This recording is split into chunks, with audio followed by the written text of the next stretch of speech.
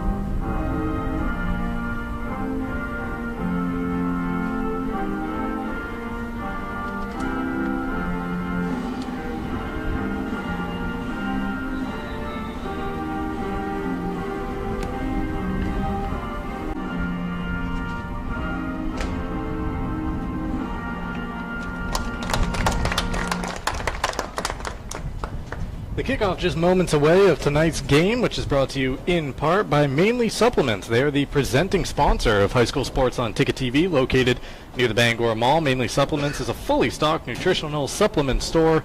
Their dedicated team members look forward to talking and working with you to discover the right supplements for you. They carry all of the top-of-the-line products from some of the most popular companies in the industry. Mainly Supplements, located at 109 Bangor Mall Boulevard, Bangor, and at mainlysupplements.com. The team's going through their final talks before they head out onto the pitch for tonight's game. Once again, like I mentioned briefly before we went into the last break, this is the first contest for the Hermon Hawks since September 8th, when they scored a 9-0 victory at MDI. The program then shut down for a couple of weeks due to COVID-19, so they're getting back on the pitch for just their third game of the season. They are 2-0, also a 4-0 victory over Foxcroft on opening day. And for the Caribou Vikings, they are playing in their fifth game here tonight. The Vikings, 1 win, 2 losses, and a draw. They're 7th in Class B North. They've had one game so far on the schedule canceled. That was a September 14th contest against Presque Isle. Other than that, they've been able to play all their games on the schedule to this point. Hermon actually still atop the Class B standings despite having only played 2 games so far this season. Well, it's a windy one here tonight at Pottle Field up on the hill, Hermon High School here in Hermon, Maine, as we await the kickoff. Caribou to hold possession first in this one. And we are underway as they send it near side here. Both teams scrapping around in the midfield, trying to gain possession. That ball goes out of play. It'll be a Caribou throw. Bringing it in for the Vikings, number 8, Emma Butler, a sophomore on this team. Quickly stolen away by Hermon. A nice play there on the attack. That's number 12, Abigail Hinchcliffe. That was Sydney Gall. Hermon trying to control the ball. Hermon feeling out the Caribou defense right now. A clearance right there by the Vikings, and that ball rolls out of play for a Hermon throw.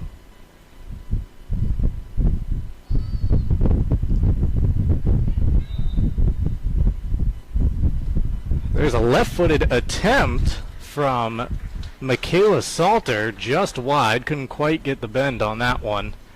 Out of play for a goal kick to the Vikings. Well, like I was mentioning here off the top, these are 2 of the more successful programs over the last 10 years in Class B East, before it came Class B North. The Hermon Hawks really doesn't get more impressive than what they have done. 112, 9, and 5 is their record since 2011. Actually now 114, 9, and 5 with the 2 wins this year. That's their regular season record. 3 unbeaten seasons in there back in 2013, 2016, and 2019. The Hawks ran the table in the regular season in all 3 of those years. MJ Ball, the head coach, in his 8th season now in charge of the Hawks.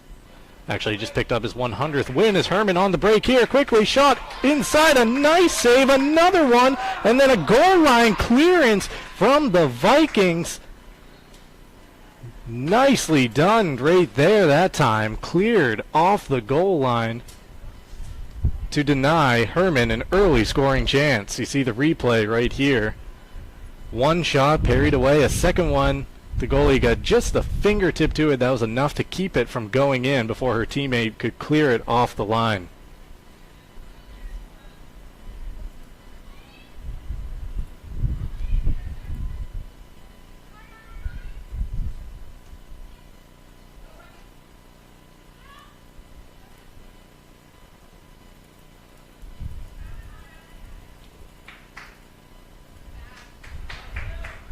Well, the Hawks trying to mount some more pressure here, get something going once again in the attack. They are relentless. Like I said, 13 goals scored in their first 2 games this season. They have yet to concede a goal, so a couple of clean sheets and 13 goals. That is not a bad way to start their year, but then they did have to take the 2 weeks off. As for Caribou so far this year, it didn't begin well. A 10-1 loss on opening day against Fort Kent back on September 7th.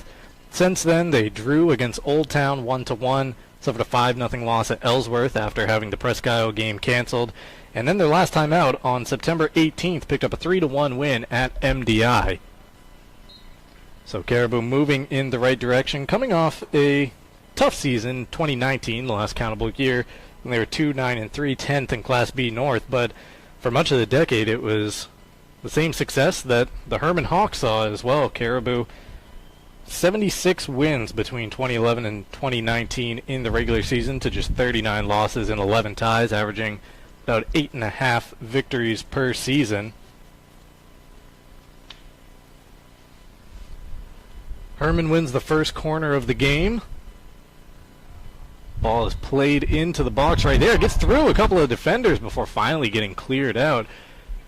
Dangerous right there for the Vikings, who had their goal gaping as that ball trickled through, but fortunately for them, there was no Hawk to poke it home.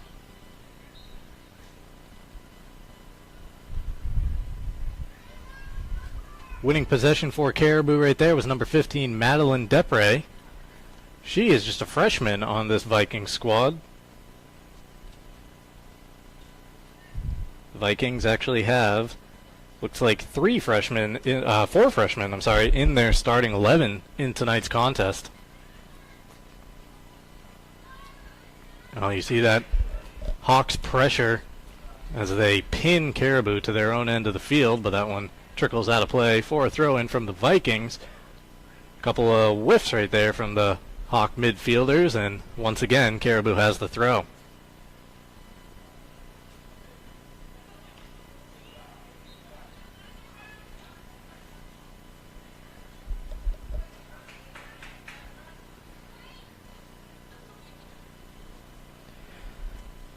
Michaela Salter pulling the ball down, beginning the run of possession here for the Hawks as it's played to the far side of the field. That's Emily Treat over there, a senior on this Hawks team. Caribou able to briefly stop the attack, but Hermon plays it forward into the waiting hands of the Vikings goalie.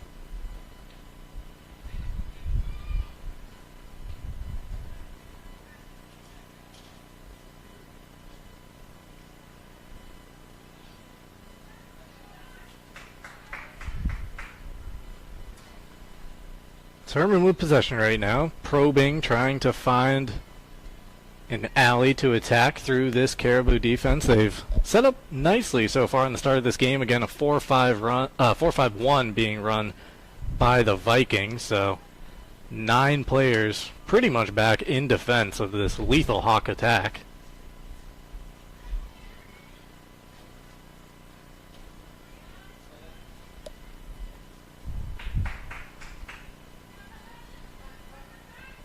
Caribou doing everything they can to keep Hermon off the ball, but any time that ball rolls away, there just seems to be another Hawk player there ready to grab it. Right now with the ball at her feet, Allison Cameron trying to make things work, lays it off for number 7, Michaela Salter. She goes out wide, and then Caribou, once again, able to poke it away briefly. Played back in, but no one home. That ball will trickle out for a Hermon throw. Over here to bring it in is Allie Coxon, a junior for the Hawks.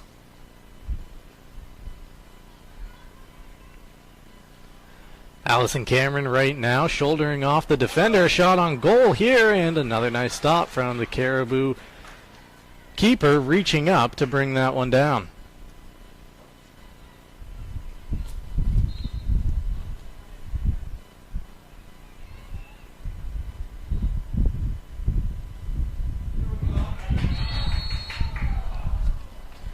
Nice job by Hermon right there to begin the play, but a whistle on the pitch missed what the call was. The referee down there on that side of the field, offsides, I'm being told. Jay Baines, who works with us here on some streaming games at 929theticket.com, I did inform him that I would have no hesitation in ripping some of his officiating today, so we'll see how he does. Feeling pretty confident in my soccer knowledge after binging Ted Lasso over the last couple of weeks, knocking that out. Ted Lasso bringing home a handful of Emmys, I think, the other night. They were nominated for 20, so they were bound to get a couple. So if you hear a reference or two, you know right where it came from. Caribou right now jumping onto the ball. Abigail Leahy trying to bring that one under their possession. She has it back now. The freshman taken out right there by Sydney Gallup, the Hawks captain. And looks like a free kick in favor of Caribou.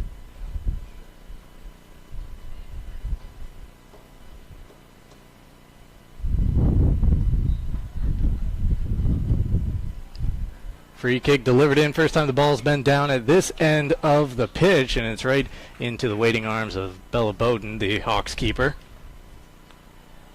I'm sorry, that is Megan Dorr. I was informed incorrectly there pregame, I guess. Played ahead. Oh, a beautiful through ball right there. In on goal. That was Lindsay Reed having the, or being denied, I should say, by the Caribou keeper. And we do now thankfully know who that keeper is. That would be Amelia Godin, number 88 down there in net for the Vikings. Just a freshman, but she has held up very nicely over these first 10 plus minutes of tonight's contest. little behind the scenes, we were anticipating a 6 o'clock kickoff tonight. Found out at about, I don't know, 4:56 that it was a 5 o'clock kick. So scrambled, got on air. Here we are bringing you tonight's coverage of the Hawks and the Vikings. Caribou player down on the field after a collision. Slow to get up. Gathering her mouth guard. That is number 8, Emma Butler, a sophomore for the Vikings. And we are going to have an official's timeout here as Emma makes her way to the far sideline.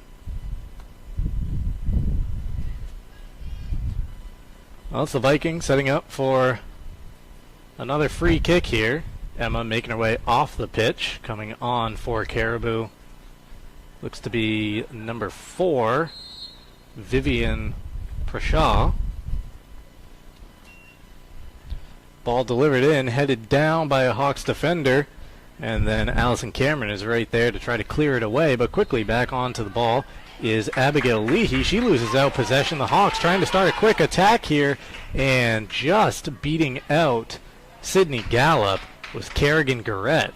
But Hermon with possession, the cross in. Boy, that came close to reaching the far post. Not sure that that was intended to be a shot, but it worked out to be a pretty good attempt there from the Hawks. An attack trickles out behind the play.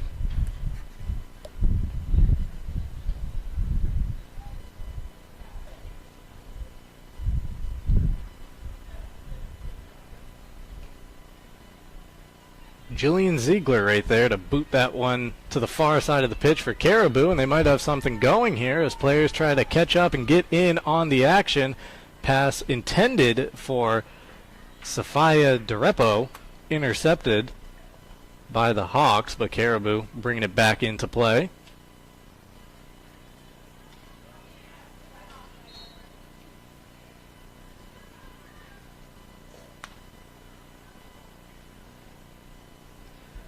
Looks like Gabrielle Sutherland over there on the far side to bring that ball back into play. Selena Savage trying to keep possession for her side. And once again, Allison Cameron right there in midfield to win it back for the Hawks. Long pass ahead here. Hermon once again just can't quite get there. As Vivian Prashaw on the ball. A nice step over move right there and a left-footed attempt wide from Sydney Gallup. Well, just about 13 minutes into tonight's contest between the Hawks and the Vikings. Scoreless so far.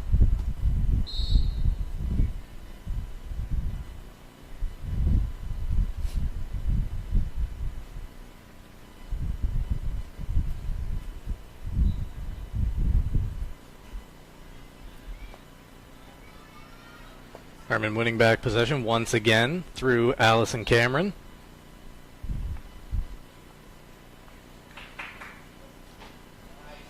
An attempt on goal here, but the ball floats into the arms of Amelia Godden. She will boot it downfield, but not too far out of reach for Michaela Salter, who brings it in for the Hawks. Caribou once again very quick when that ball gets into their defensive zone to get rid of it. Backtracking here for the Hawks is Addy Higgins to bring play back near midfield.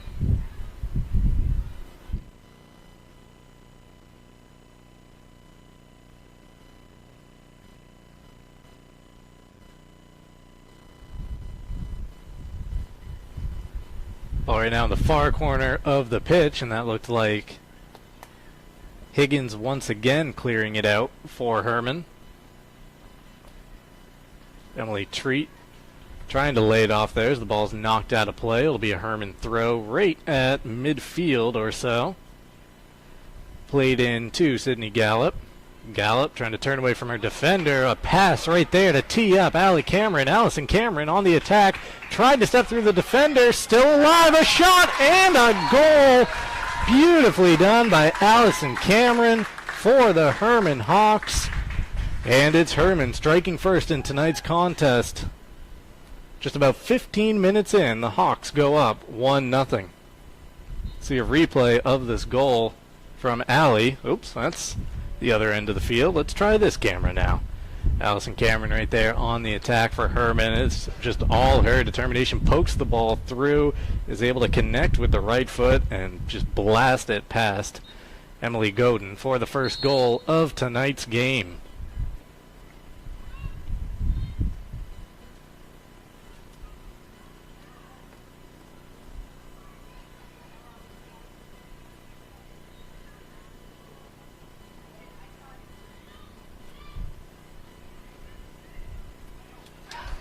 Once again, quickly on the attack is Hermon. The ball just out of the reach of Gallup that time. Godin able to come out of her net and grab possession. Caribou floats it back towards midfield. On the far side is Emily Treat to bring it down. Salter plays it to Cameron. Back to Salter. Patience here. Lays it off to Gallup. Gallup dispossessed. A couple of Vikings coming into the picture right there. Allie Coxon swings that one in. Bit of a heavy touch there from Gallup.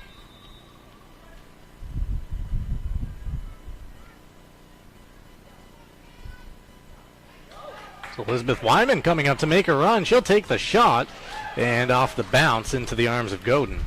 Another attempt on net, though, for the Hawks in the early going of this one. Like we said, Caribou's barely had possession in their attacking end, running the 4-5-1, just haven't been able to find those numbers with the pressure that Hermon is supplying. Nice dribble move right there from Cameron. Her pass is intercepted, and it rolls back out to Wyman briefly. Brought in by Allie Coxon. Laid off right here. That's Brooke Gallup getting into the action. Left-footed shot goes just high. Brooke Gallup looked like inches from getting her name on the scoreboard.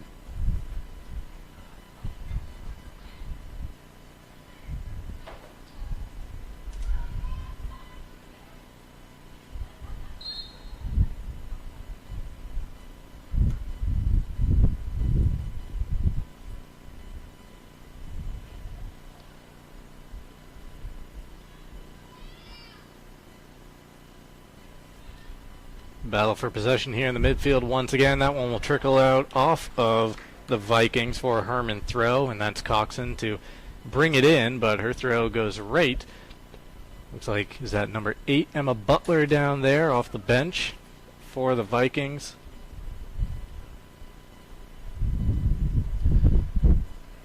Gallup makes the turn, a left-footed shot, pings wide, oh, and Hermon can't make them pay off the loose ball. It goes off the crossbar, the goalpost here at Pottle Field. Another dangerous move, though, from the Hawks. You see the left-footed attempt right there from Gallup. Ball goes wide. Not sure who got that shot off for Hermon. That might have been... Well, I don't want to give credit where credit's not due. Couldn't quite see on the replay there. Hermon quickly back on the attack here.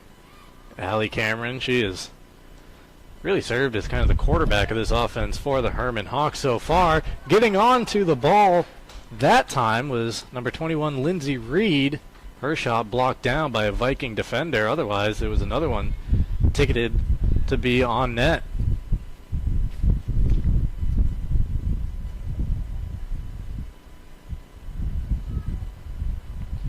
This will be the second corner of the game for the Hermon Hawks. See the shot of the scoreboard right there and land in the background. Ball swung into the area. Went off kind of the back of the neck of Sydney Gallup before Caribou is able to play it out to about the 35-yard line of the football field. Swung back in here. Ball is loose in front of net. Cleared wide. Again, dangerous Caribou. Living on the edge. So far, their defense has held up, and only the one goal allowed here in the first 19 minutes or so of play. It'll be another Hawks corner, this side coming, or this time I should say, coming to the near side of the pitch.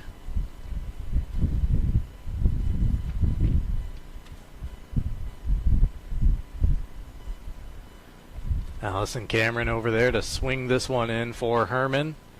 Her delivery finds the foot of a Caribou defender and then played down by Gabrielle Sutherland. Possession won back by Lindsay Reed on the near side. She brings it into the center of the box, once again poked away here. And out of play. That'll be another Hawk throw. Brooke Gallup over there this time to bring the ball back into play. Gallup with the ball at her feet. She will cross it into the box. Oh, again, another great cross from these Hawks attackers, but just no one home to poke it in.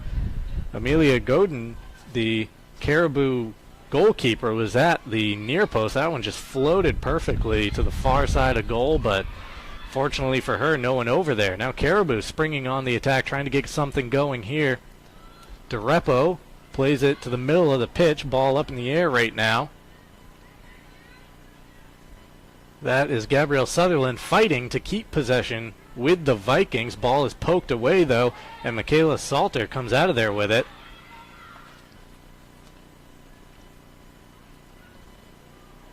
Attempted clearance that time from number 11, Addy Higgins, went off one of her own teammates, but now Hermon, well, they have possession for a second, and it is knocked out of play for a Caribou throw.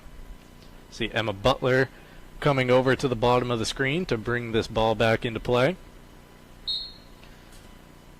Just past the halfway point here in the first half of tonight's contest. 19 minutes remaining. It's Hermon on top, 1-0. That goal coming about 6 minutes ago off of the foot of Allison Cameron to put the Hawks in front. That's now 14 goals scored this year in a little less than 2.5 games for Hermon. They've yet to concede. Caribou looking to be the first to get on the scoreboard against them. Hawks a nice job of getting back in defense right now with the ball. Jillian Ziegler, she plays it out wide, giving chase is Abigail Leahy. Coming away that time for Hermon, Allie Coxon. She gets it ahead to Lindsay Reed. Reed with a nice turn, turns on the Jets coming down the sideline here. Shoulder-to-shoulder contact right there, but she's able to hold on to possession. Play it back to Allison Cameron, who is dispossessed, but quick to get the ball back. Booted forward by Allie Coxon. Nicely laid off there. A shot on goal and another one for the Hawks. Michaela Salter with the cool finish, and Hermon doubles their lead 2-0. See the replay of this one. A nice touch right there just to extend, lay the ball off, and Michaela found herself with all kinds of space. Perfectly curled into the far side past the goalie. 2-0 Hermon.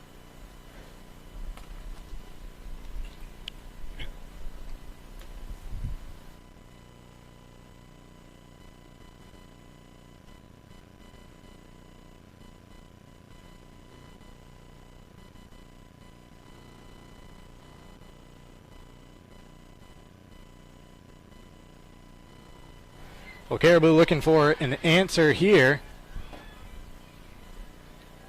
Hermon, though, quickly coming away with that one.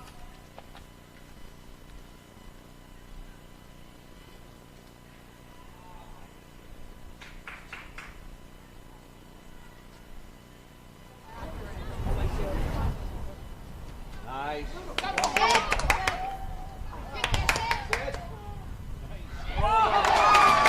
And Hermon right there, able to capitalize once again to see the replay of a third goal from tonight's contest.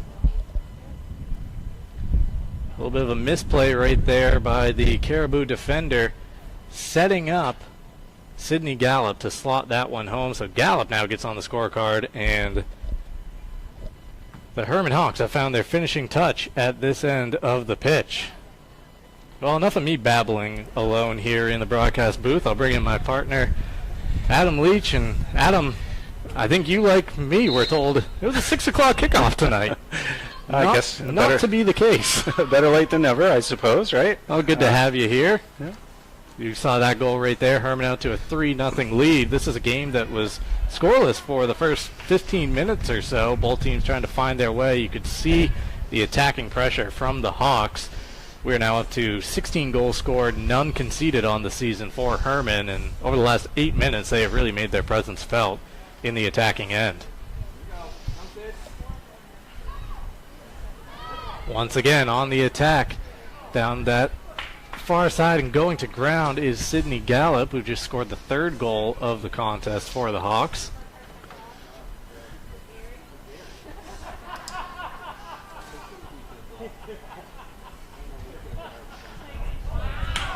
Played back in. Man, even some of these misses from the Hawks are impressive. Looks like a typical Hawk team that you've seen for many, many years now. Really good balance across the field, good athleticism, good spacing, and good teamwork, good passing, ball control. Yeah, running the 3-5-2 tonight according to head coach MJ Ball, but you can see in the brief times that Caribou get the ball over midfield, kind of like they are right now, those right and left mids for the Hawks really drop back, become fullbacks in this formation. Right there going to ground is Gabrielle Sutherland, and she got tripped up, and Caribou will win a free kick here. So probably the best scoring chance. This free kick spotted right around the 20 or so, and it's played in off the crossbar and cleared out by the Hermon Hawks. Caribou maybe an inch from getting on the scoreboard, but Hermon quickly looking to break it the other way. Always looking for that attacking move, and right here setting up Lindsay Reed. Lindsay Reed is behind the defense. Does she have an angle? Gets caught by Kerrigan Garrett. Reed plays it over the net and out of play. Yeah, so Caribou had a great opportunity there. They did the right thing. They got that free kick and worked it quick to get the shot on goal before anything could be set up defensively. And unlucky for them, crossbar but no goal, and then a quick counterattack the other way. It doesn't take more than 3-4 seconds to get that ball down the field and create a scoring chance on the other side. No, it really doesn't. You've seen that a lot from Hermon tonight. Just one touch, a through ball right around midfield, and they got an attacker in on net with a scoring chance. Hermon with the ball right now. That is number 22, Ashlyn Allen. Allen getting into the action, coming off the bench in tonight's contest. Quickly jumping into the picture right there. That is Abigail Leahy for Caribou. Leahy, she is on the attack, but broken up nicely in defense. Was that Addy Higgins for the Hawks? Yes, it was, yes. Number 11. Addy Higgins, one of the captains for this team. You see the yellow armband.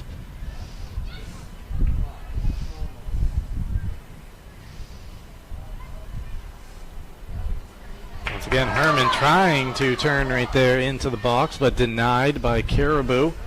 Still with possession. Reed briefly with the touch, knocked near side to Brooke Gallup. Gallup in the corner, looking for some help. She plays it back, and that ball is going to be won away by Caribou. Nope. Yes. It's just this Hermon, the pressure they supply. You never quite know. A pass in here, in on goal, but some feet getting tangled, and Godin, Caribou goalie, able to grab that one. Try to slow down the Hawk attack.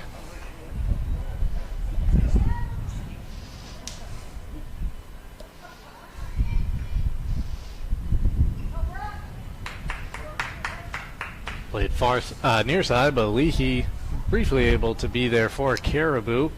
Gallup once again grabbing that possession and crossing the ball in, but that one went out of play before coming back in, so it'll be a Vikings free kick.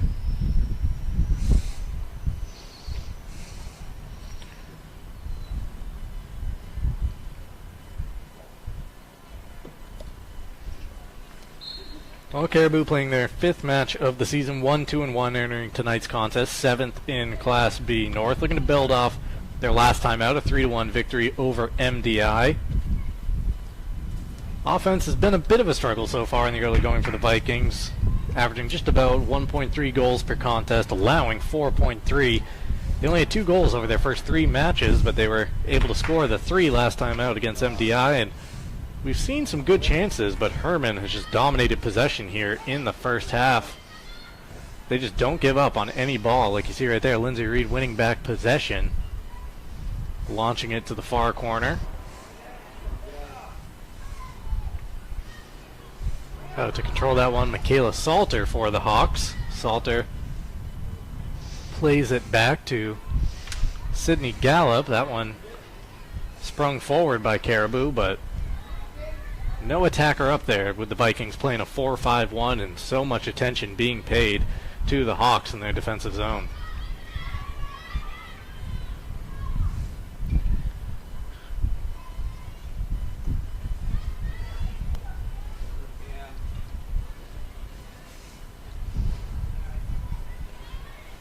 Well, I mentioned it briefly off the top of the broadcast, but like I said, it's kind of like you finding out very late when exactly we were going on air tonight, so didn't have too much of a pregame, but these are really 2 of the more successful teams in Northern Maine girls soccer in Class B over the last decade. Talked about the numbers. I mean, Caribou, 76, 39, and 11 from 2011 to 2019. Certainly nothing to sneeze at. And then you see Hermon's record over that span, which you'd be hard-pressed to find this sort of record anywhere over a 9-year run, but 112 wins, 9 losses, 5 draws in the regular season. That is as good as it gets. 12.4 wins per year over a 9-year window. Yeah, it's a remarkable formula. You know, they get 4, 5, 6 really solid players out of every class. So you graduate 4, 5, or 6 good players, you get 4, 5, 6 new good ones coming in, and it just really creates some good.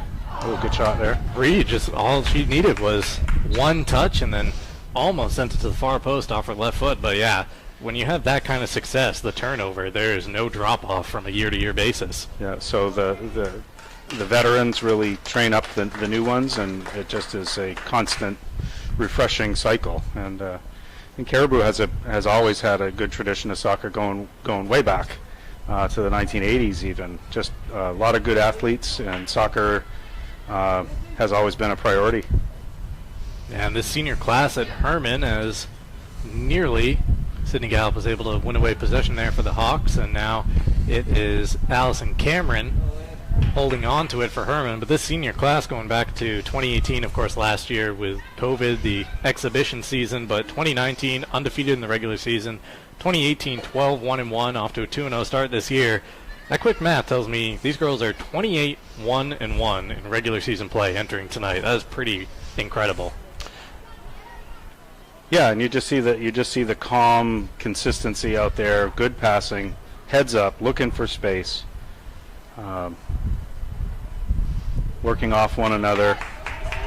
Trying to spring an attack right there, giving chase is a Caribou defender. She is able to knock it just wide enough to keep Gallup off the ball for the time being, but Gallup on her left foot pings one right at Amelia Godin, who was there to grab it. And for Caribou, I mean, while the score says 3-0, they've played pretty impressively in this first half, just based on the constant pressure that they have been under in the defensive end. I mean, Hermon, not keeping track of it, but they've had probably close to a dozen chances on net so far. Mm-hmm. Yeah, and it'd be a much different story if that free kick hadn't hit the crossbar. If it had been tucked underneath it, we'd be looking at a pretty tense event right now. So going as the first half is winding down. Gabrielle Sutherland able to get out wide and keep the ball in play at the feet of the Vikings. Plays it back, a pass forward here. There was no one home, and that rolls to Megan Dorr. County teams usually do have a pretty good spring in their step right about now. 5 games into the season, get a little bit of an advantage of starting a little bit sooner than the rest of the teams here downstate. Sydney Gallup jumping onto possession here with her right foot, sends that one off the crossbar of the goalpost over the net. Yeah, so Caribou 5 games so far on the season. They will play 12 this year if they're able to play all the games remaining on their schedule. They have had this is their 5th game, I should say. They've played 4 so far coming into tonight. They had the one canceled against Presque Isle. And Hermon it's showing how eager they were to get back on the pitch because they have not played since September 8th, a 9-0 win against MDI after having all athletics here at Hermon High School shut down for a couple of weeks. Right, you have to wait till the game starts to decide if you're rusty or well rested. Yeah, they can go one of two ways on you. If you're playing well, then we must have been rest who did us well. They'll need that rest coming up, though, because we'll get into the numbers a little more at halftime. 7 minutes remaining in this first contest. The Hawks have 7 games scheduled beginning on October 2nd, between the 2nd and the 19th of October. 7 games in there as they try to make up for the missed time. So the schedule will heat up here in a hurry for Hermon. And sometimes that's what you like. You get playing well like this and just keep it going. Godin has been busy back there. She boots this one down the pitch, and Caribou has responded nicely after that flurry of goals from the Hawks. They scored 3 times in about an 8-minute window between the 25-minute mark and the 17-minute mark of this first half. Since then, have settled in to keep Hermon out of goal so far, but the Hawks always searching for their next one, and right there, that's Isabella Byram, a sophomore. Lindsay Reed getting onto the ball near the end line. She is able to get that cross knocked off a Caribou defender and set up a 3rd corner of the game, actually a 4th corner of the game for Hermon.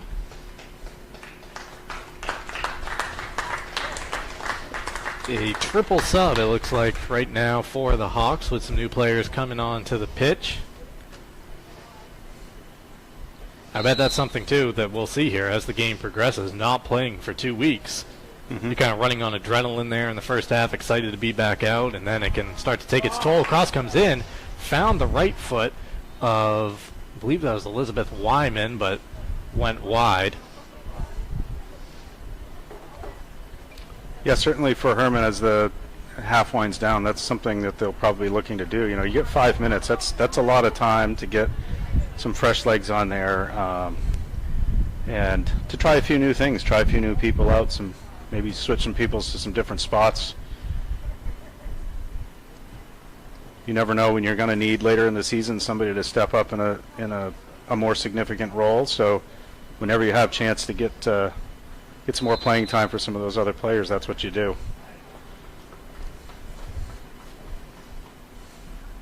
Looks like we have yet another corner coming up for the Hawks. Allison Cameron to swing it in once again. This is their 5th of the first half.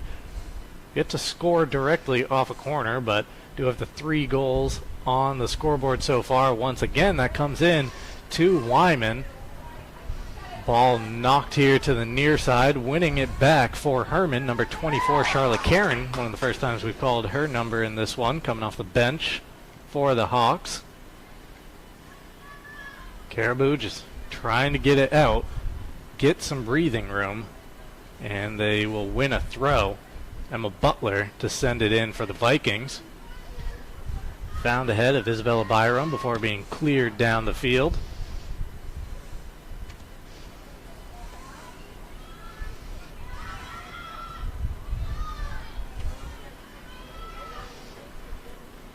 Along the far side, that is Annie Labont chasing it down for Hermon, another one of the substitutes.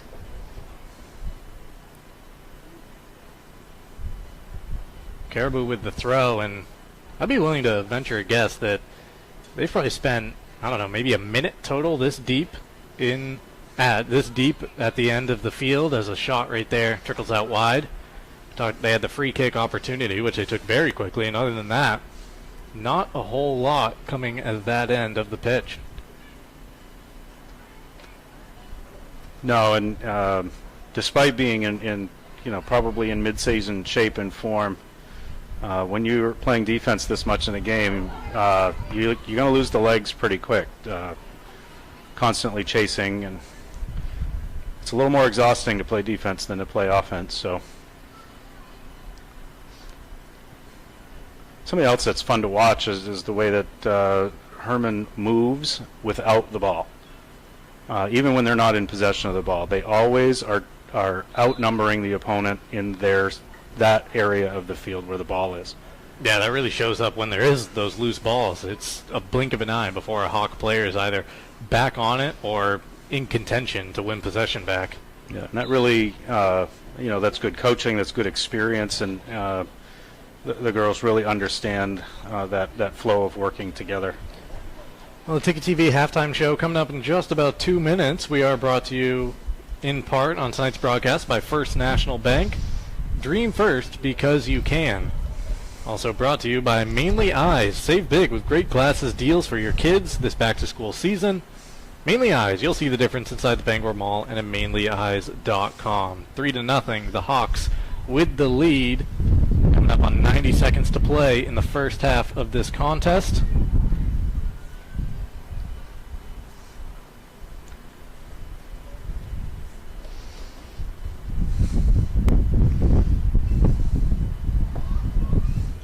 Knocking it forward that time is Sam Grover for Hermon. Caribou frantically trying to get it out from in front of goal, and once again doing the dirty work for the Vikings is Emma Butler back there to clean it up. She has been busy in defense for her squad. Vivian Preshaw comes away with the ball. She's looking for a little help, and it's one away. Charlotte Karen right there teeing up Allison Cameron. Cameron has been very active in the midfield during this first half. She knocks the ball forward for Grover. Shot on goal. Amelia Godin able to grab it as we are inside the final minute of the first half.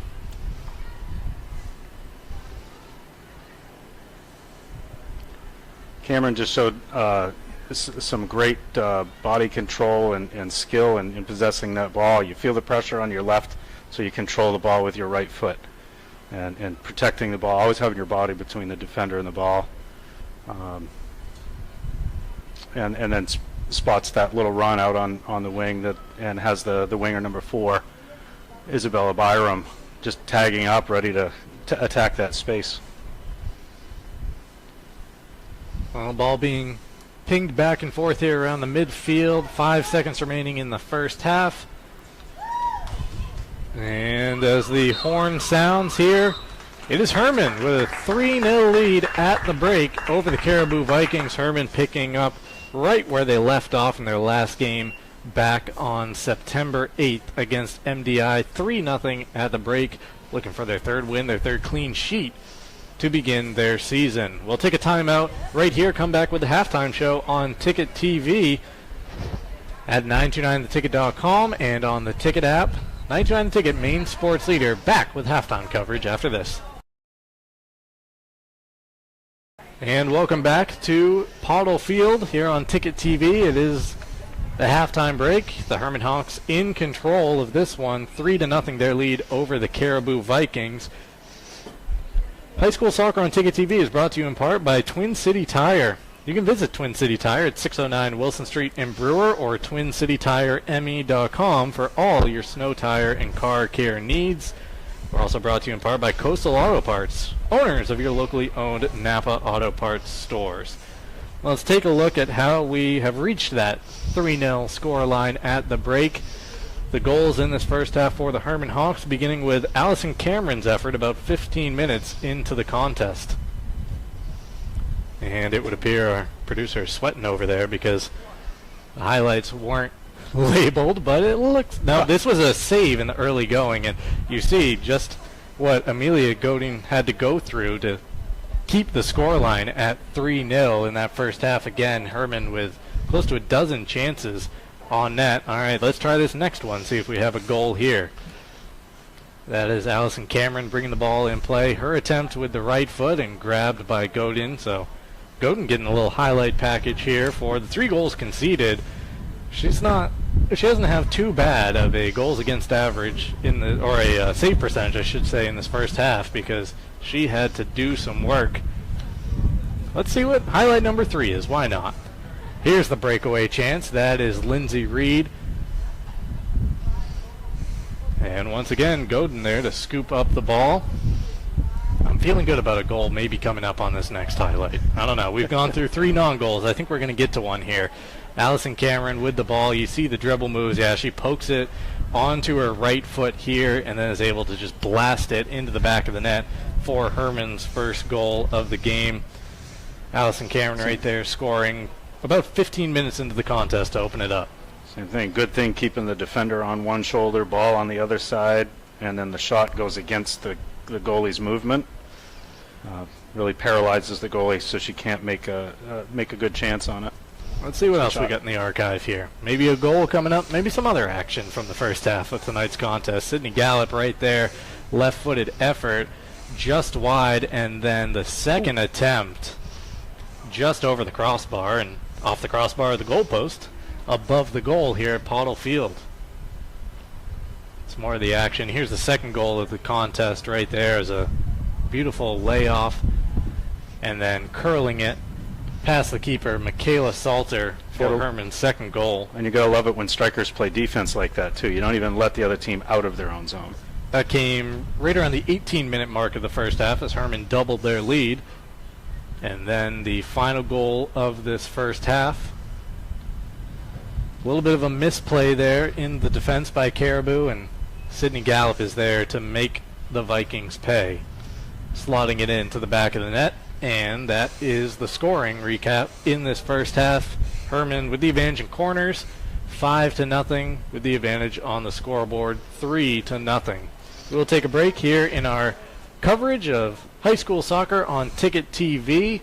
We'll be back to recap some of the program history, and just found out that my broadcast partner pretty closely ingrained in some of this program history for one of these schools. So we'll be back to talk about that coming up next here on Ticket TV.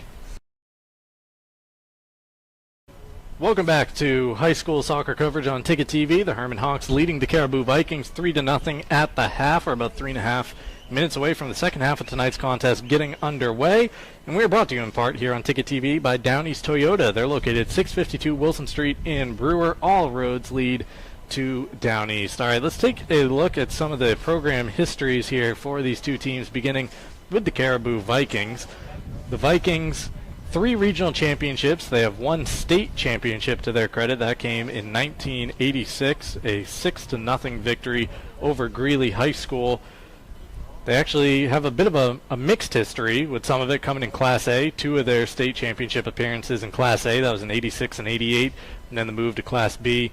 They played in the 2010 final, losing to Falmouth. Actually, both these schools have played pretty much the same teams when it comes to state championships. There's Greeley in there, Cape Elizabeth, Falmouth, as we'll see in a second here with Hermon as well. But yeah, the recent history, the last decade, 76 regular season wins coming into this year for Caribou. They have a first place finish in 2017. They got a third place finish in 2011. Despite both of these programs going to the postseason every year, they've only met once, and that was in 2011. The East, at that time, the East semifinal, when Hermon came away with a 1-goal victory, and that will kind of tee up our second part of this when, Adam, you're the head coach of that squad. I was. I remember that game really well. That Caribou team was fantastic, and we scored a goal 19 seconds into the game, and that was the only goal. Wow. The rest of the game was scoreless. It was just a good battle at midfield, and both nets were kept empty the rest of the way. The oldest sister of one of the players out here today, Michaela Salter, her sister Caitlin, who scored that goal. So that's another thing that Hermon has going for it, is these families of kids that just sisters, and that just keep passing the torch from one soccer to the next. academies from one family to the next. Yeah, I grew up not far from Caribou, and I remember Caribou as a kid always being a powerhouse soccer team. Played a lot of games over there in Caribou. Great tradition.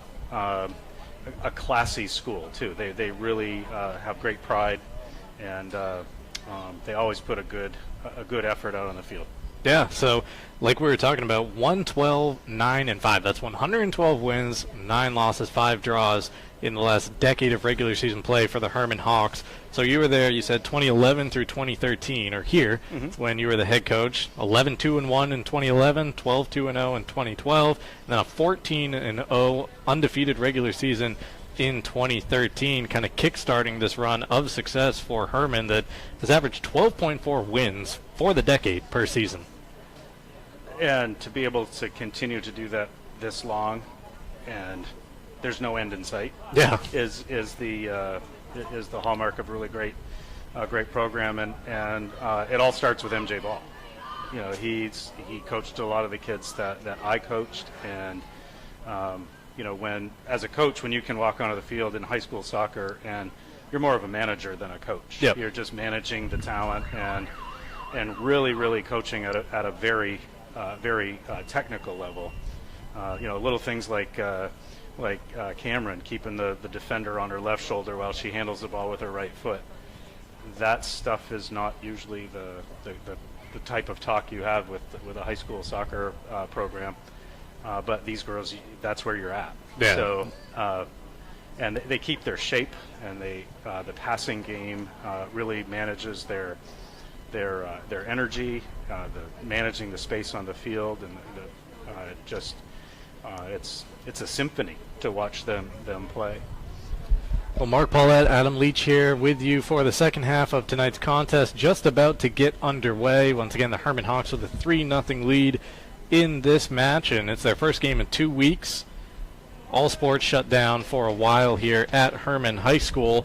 So Hermon entered tonight at 2-0, still good enough for first in the Class B North standings based off the heel point index as action gets underway in the second half. So they go from having no games in 14 days. They now have 3 games in the next 6 days, which include a back-to-back tonight and tomorrow at Ellsworth. And like I said earlier in the first half, 7 games scheduled between October 2nd and the 19th for Hermon.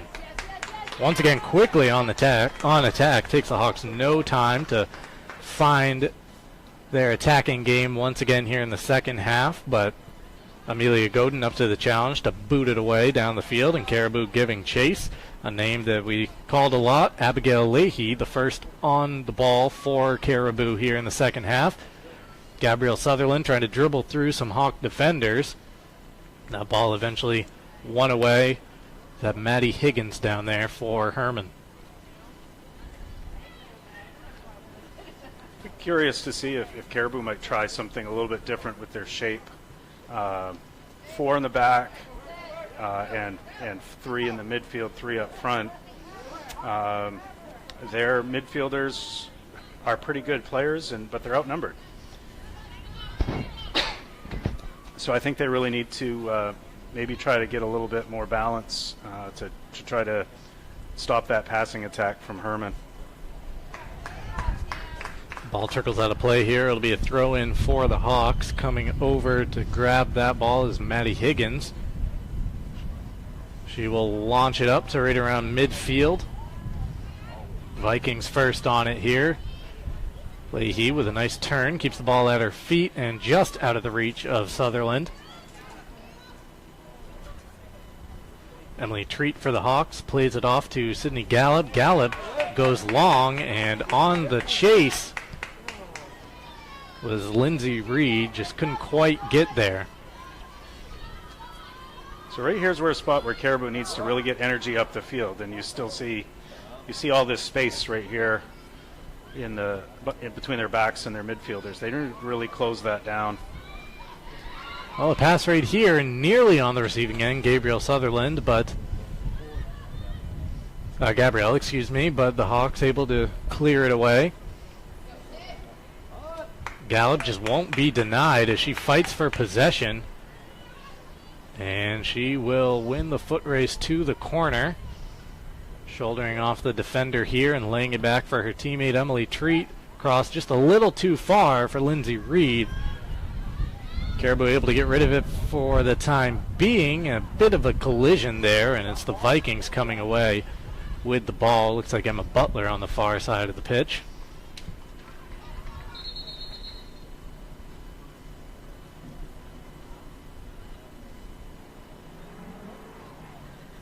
Stoppage right now. Looks like some confusion as to whose possession that is. It'll be a throw-in for Hermon.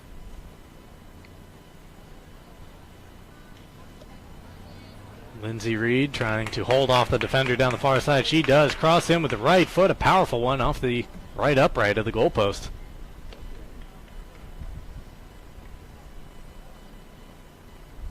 I think Hermon's got their attacking eyes on right now too. It's a little more direct than we saw in the first half, a little bit more straight up the field.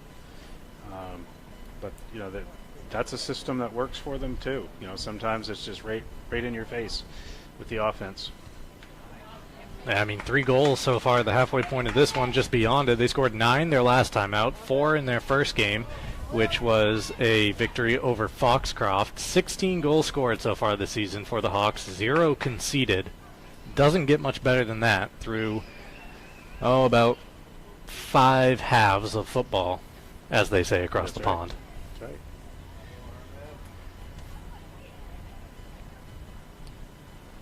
Wyman whipping it in that time for Hermon. Off the throw.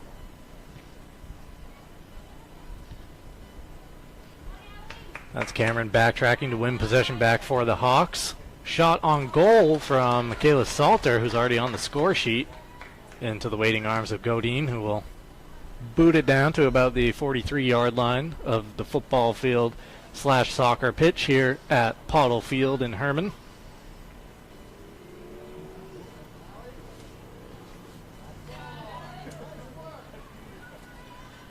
Pass that time intercepted by Caribou. Playing the ball down is Selena Savage. Vikings able to come away with it and try to get something going here as they send it into the Hermon defensive zone, but backtracking for the Hawks. Is that Higgins over there? I believe it was, number 11. Yes, Addy Higgins. Emily Treat knocks it forward. A beautiful through ball there to Reed, but she is just offside. You saw her trying to time up that run, wait for the defender, but just one step. I don't know. Can we get VAR on that? I don't think that one's necessary. You got the yard markers on the field. So yeah. It's easier. I think she knew it too, because you saw her kind of slow down the step almost.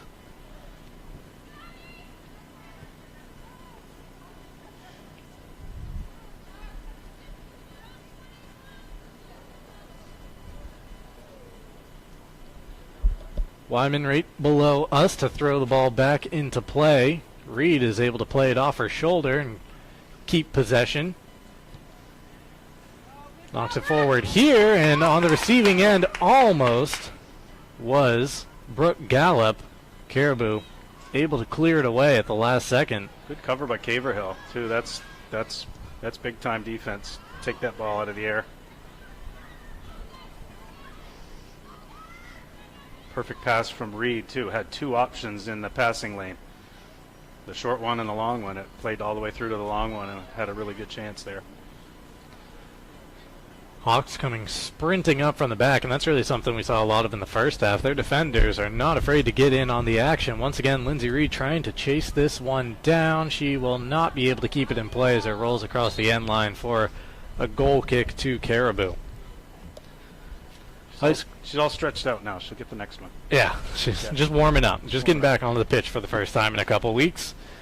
High school soccer on Ticket TV, brought to you in part by Midcoast Denture Design. Because everyone deserves an awesome smile, visit midcoastdenturedesignmaine.com.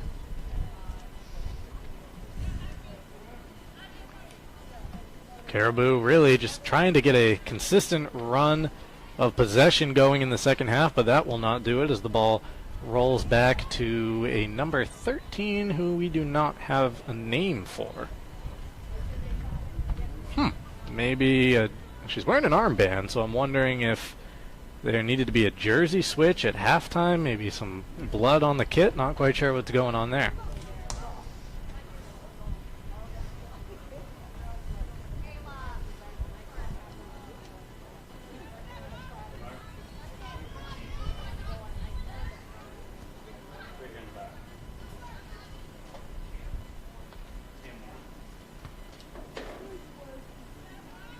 Sounds like through some sleuthing at him, you're able to find out the name of mysterious number 13. Number 13 is Cam Morin. Cam Morin, all right.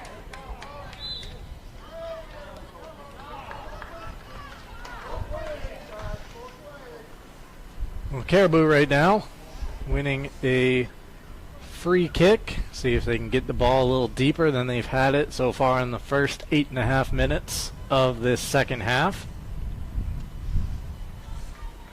send it down there, and it was a shoulder of Elizabeth Wyman on the receiving end. Vikings able to hold on with it. Abigail Leahy playing it down, trying to set up a teammate who knocks it forward. Selena Savage was on the cross, if you want to call it that, but the Hawks able to get out of there. Leahy back with possession, poked away. Ainsley Karen that time for the Vikings. Running around in circles right now is Sophia DiRepo trying to maintain possession for her squad. Well, you see the idea there, trying to get it out wide with Selena Savage, but just not quite enough bend on that ball.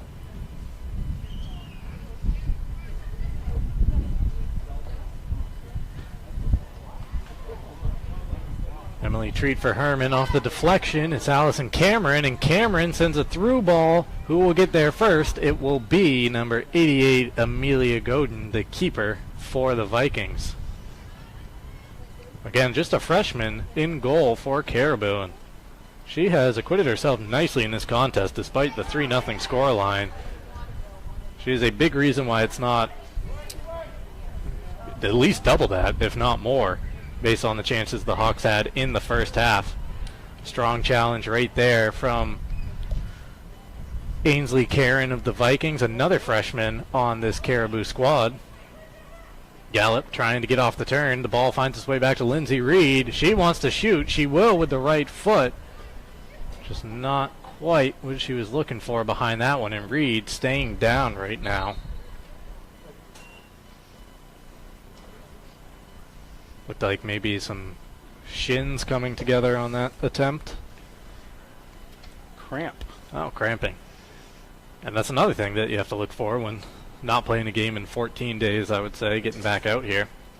Clock stopped right now, 29:37 remaining in the second half.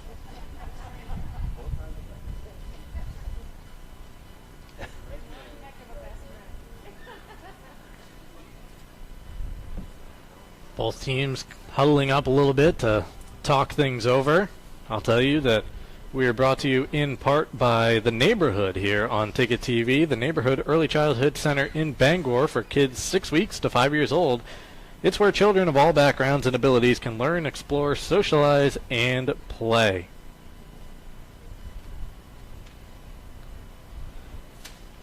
While we have a break in the action, we can take a look ahead at what's coming up for both these squads. Caribou will next be in action on the 25th when they take on John Bapst. John Bapst winless so far this year, 0-2-0 to begin their season. Then on the 29th, it'll be the Vikings at Old Town. Coyotes with a couple of wins under their belt, 2-0-1 record. And then on October 2nd, they will face Ellsworth, the Eagles, off to a 5-0 start. This season, they actually defeated Caribou back on September 16th by a 5-0 score. As for the Hermon Hawks, their next match, well, that comes up tomorrow, and they're at Ellsworth. Talk about a showdown in Class B between the Eagles, who are 5-0-0, and the Hawks, at least for the time being, on their way to a 3-0 start to the season. That will be one that you don't want to miss if you're a fan of high school soccer in the area. That is always an exciting match. Hermon and Ellsworth. Ellsworth had a few down years, but they've got their rhythm back and playing some good soccer. So that one's always a physical, tough match. So that'll be a fun one to watch. Reed walking off the pitch under her own power, heading down to the far corner and around the end line.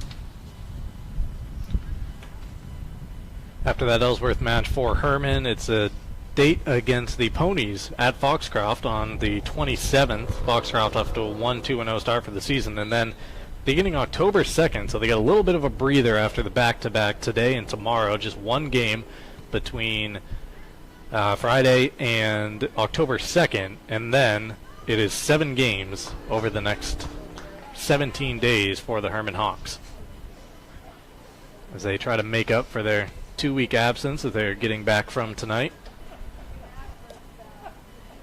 That is not a problem unique to Hermon this year. That is something that, just from a scheduling perspective on our end, trying to figure out where we're going to be on a nightly basis. It's kind of day of. Are you playing? Yep. Okay. Gallup with a beautiful step through right there. Tees up a teammate in front of net and sent off the crossbar. Sam Grover just trying to guide that one in. Just stick out a foot, get a toe on it, just a bit too high. Grover crosses it back in. Dangerous here. Gallup in front of goal. She's not missing that one. Sydney Gallup now has a brace, her second goal of the contest, and Hermon leads it 4-0. Was that number 5? Megan Dorr. All right, we got a roster here that is all over the place, I guess. I've been calling Dorr, Grover. Something's going on with the roster that we're looking at. So if there have been some incorrect names pointed out to this point in the match, I do apologize for it. I am just simply saying what I'm reading. Either way, a 4th goal of the contest that time for the Hermon Hawks. That was almost fitting because she had that great offer to get that ball across on the first one where it hit the crossbar, and to have it come back to her and be able to tuck it in. Yeah, and that's something I am confident in. That was Sydney Gallup who blasted it in. Yep. That goal coming right around the 29-minute mark here of the second half. Hermon now on top 4-0. And I'm not overly confident in the sheet that I'm looking at now, so I may stay away from some names here in the second half. We got some people here in the booth, including Hermon. Can we just give Mark and Christy the headset? Yeah, and can we just hand it over to them? And I can push the button over there. You can run the clock if you want me to. Mark Reed, the boys basketball coach here at Hermon, knows a thing or two about success himself. Yeah, don't be afraid to just start yelling out if you hear the wrong name coming out. And I spoke too soon. It looks like a 5th goal for the Hawks. Who is on the scoring end of this one as Max tees up the replay for us? To see the number. I believe it was number 12 again. Let's take a look at it. Yep. Sydney Gallup right there, getting around the defender, right foot, and hat trick. Going right in the top shelf. So we got a timeout on the pitch right now with both teams on a knee. This is something we saw in the first half as well. The 3 Hermon goals in the first half came in roughly an 8-minute span. It's kind of like once that first one came, then the goal just opened up and Hermon was there with the finishing touch. Now we got 2 goals in about a 2-minute period, both from Gallup, who now has a hat trick in tonight's contest.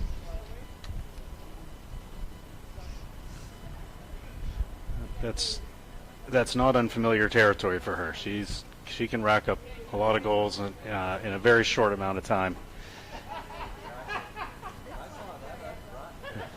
You saw really strength and finesse in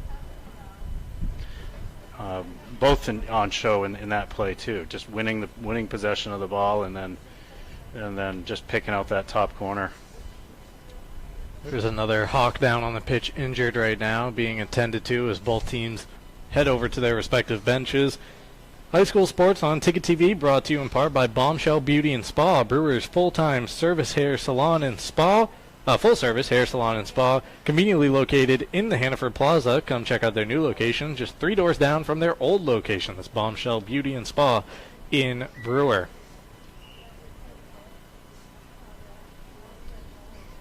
Just under 28 minutes of action remaining in tonight's contest.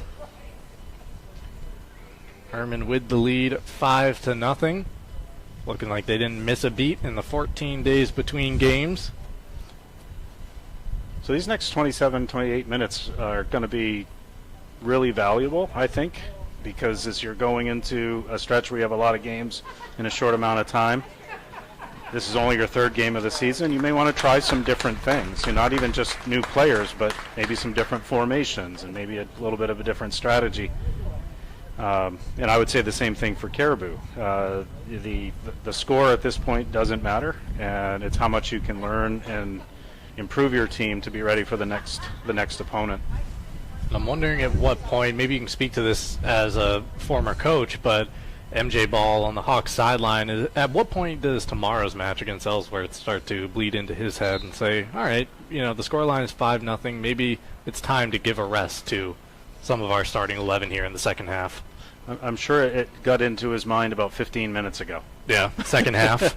Yeah, you always say you play the game that you're playing right now, but going from game to game to game in a short amount of time, you start to have to manage the season a little bit. And with a good lead like this, it becomes a little bit of a practice, and but you're looking for things like attitude and effort to be maintained. You're playing smart, good soccer, and maybe bringing in some more players to continue to build some experience and some playing time and confidence. Because, like I said, you never know when you have to use other players. So, good opportunity to give them a workout. Action back underway here in the second half. Yeah, and that match tomorrow night. Once again, Hermon taking on Ellsworth. The Eagles 5-0-0 on the season. Hermon heading towards a 3-0-0 start to their campaign. There will be a lot of heel points up for grabs tomorrow night in Ellsworth. That's right. Did you ever have to play many back-to-backs? Was that even a thing in non-COVID times? It is when you're playing on grass, and Mother Nature can dump some rain on you a lot in October. So, it happens. It happens quite a bit. I was coaching in Bangor one year, and we played a quarterfinal and a semifinal on a Wednesday and a Thursday. Oh, okay. So it doesn't matter what time of the year it is. You make it work when you can get on the field. Yep. Hermon right now teeing up their 6th corner of the game. Gallup tried to get to that one. Knocked away by Michaela Salter. A throw for Hermon, and it'll be brought in by Elizabeth Wyman. Sydney Gallup on the receiving end, but a heavy touch. Who's right there to win it back? Sydney Gallup.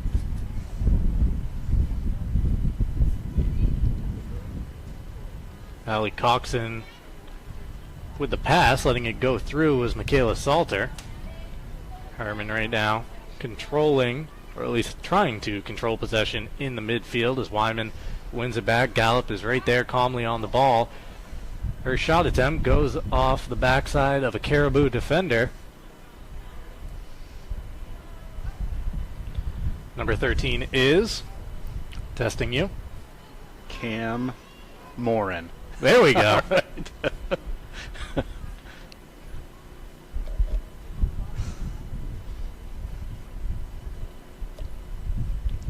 Maybe I should write it down. Should I? Right?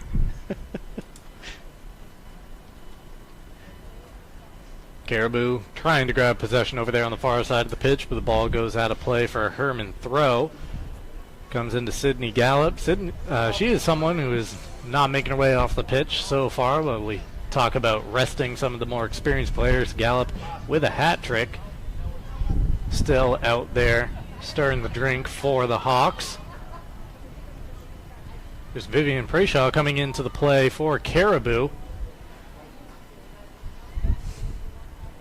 Just not a lot of help down at that end of the pitch for the Vikings. And quickly trying to counter is Hermon. Brooke Gallup on the far side of the pitch to clean things up a bit. Cross is brought in here. Some congestion in the box. Headed down. Gallup with the ball at her feet. Calm, cool, collected. Slots it home for a 4th goal of the game. And looks like that was just a signal for running time. So Sydney Gallup, 6 goals on the scoreboard for the Hermon Hawks. 4 of them now belong to her.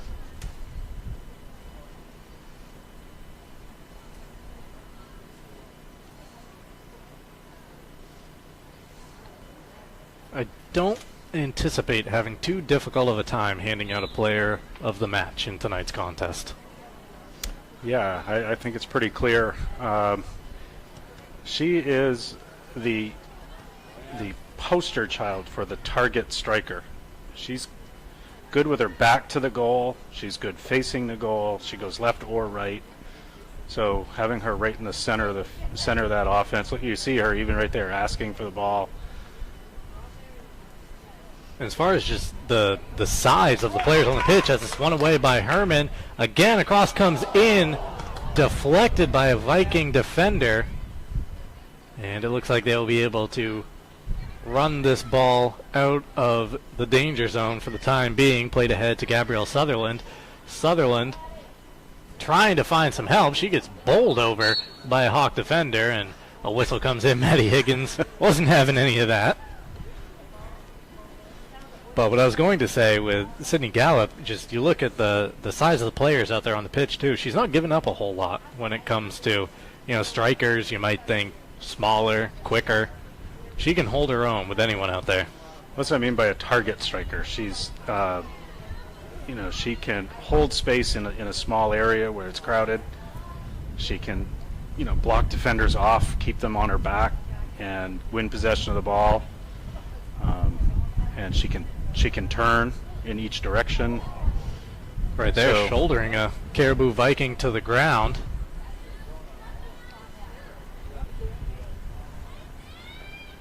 Giving chase is number 5, who we have an incorrect name for.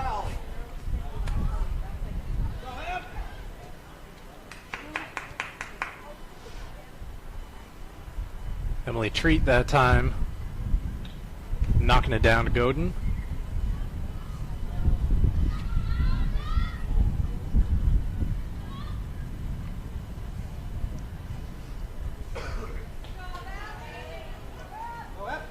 Poked away by Allie Coxon for the Hawks.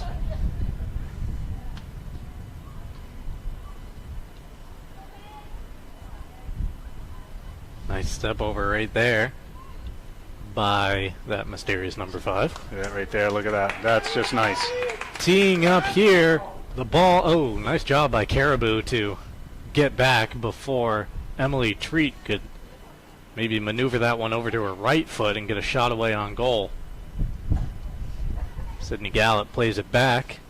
Michaela Salter with an attempt from distance. It'll end up on that little hill behind the goal.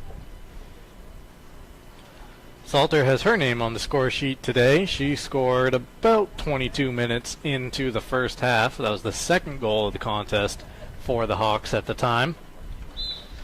Since then, it has been the Sydney Gallup show. 4 goals, 4 consecutive goals for Hermon.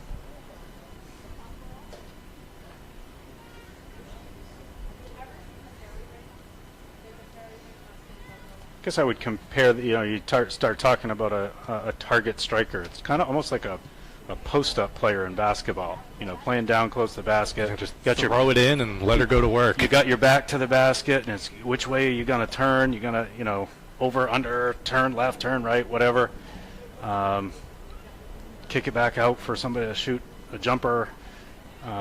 She's got all of those different moves, and whether she's setting herself up like she has today, or making room for another player, that's what a target striker is really meant to do.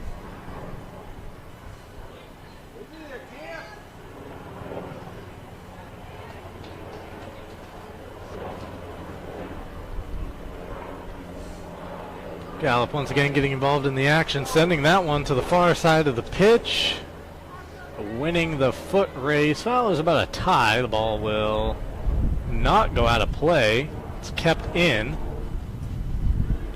Hawks able to keep it for the time being. A collision, and Caribou knocks it back to about the 37-yard line.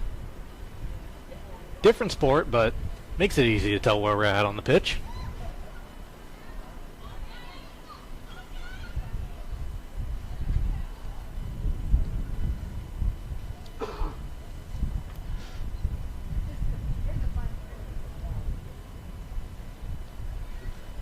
Hermon just continuing to probe that Caribou defense, trying to find a soft spot to capitalize once again.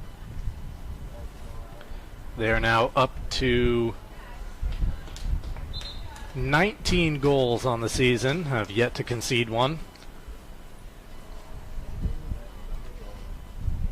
Those 19 goals just coming in 3 games so far. Less than that. Tonight, the 3rd match of the season for the Hawks.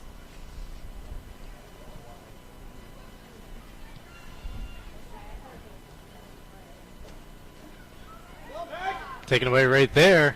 On the attack, looked to be Hermon, but nicely played away by Vivian Preshaw for the Vikings, I should say. Preshaw hanging with the attacker. Caribou able to bring that one out near midfield.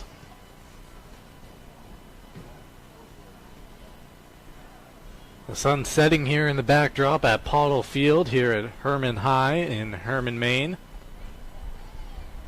Lights are on. We got just under 18 minutes remaining in this contest. Sydney Gallup couldn't get to that one, and she is in search of potentially her 5th goal of the contest. 4 so far for Gallup, number 12 for the Hawks.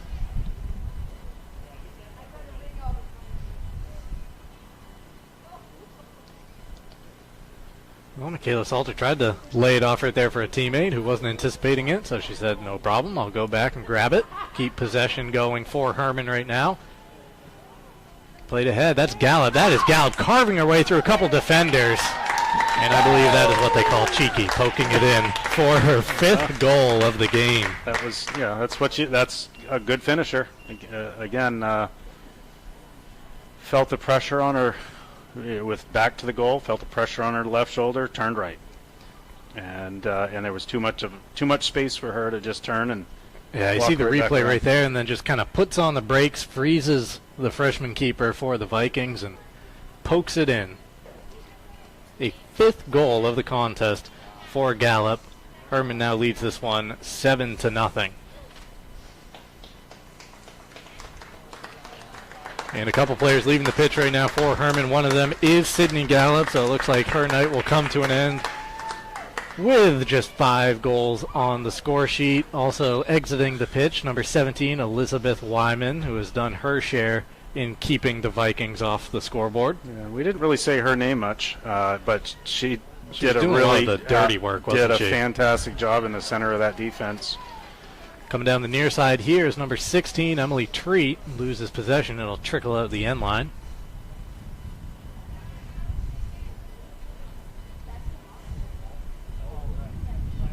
And we will be looking at a 7th corner of the game for the Hermon Hawks.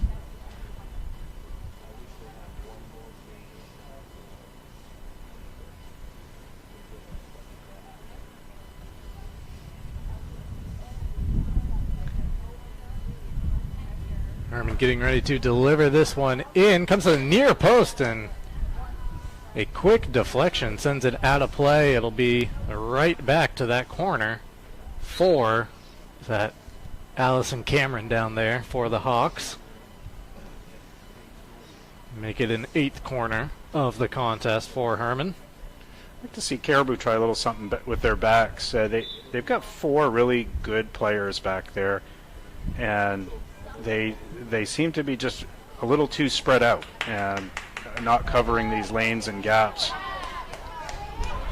Ball played back in, finds its way to Amelia Godin.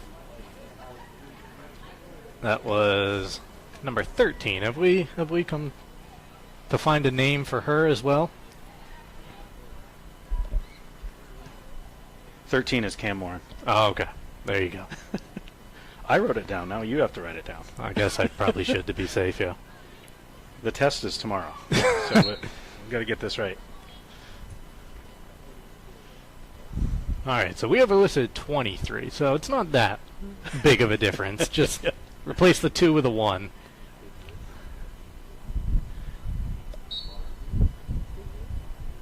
That's the only one we get wrong. What's to get an A? So that's all right.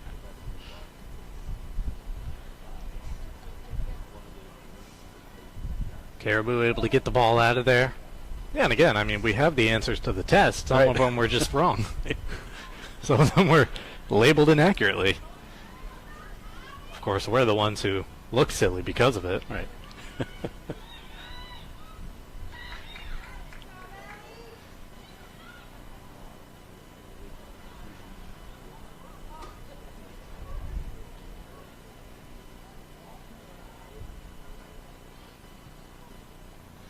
Ball sent forward right there. Caribou's back line knocks it back down in front of their bench.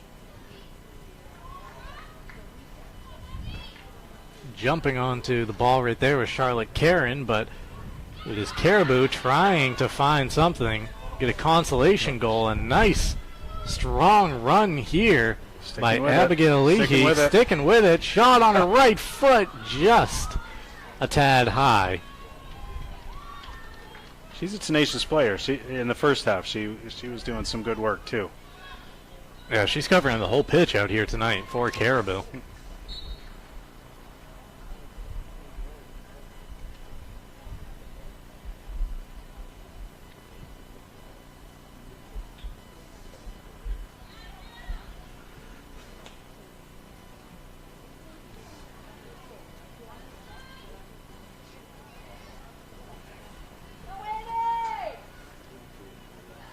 Hermon on the attack. Spilled that time was... Is it actually Sam Grover? Sam Grover. Megan Dorr. Okay. Megan Dorr. So number 5 is really number 1 on our list. Gotta remember that one.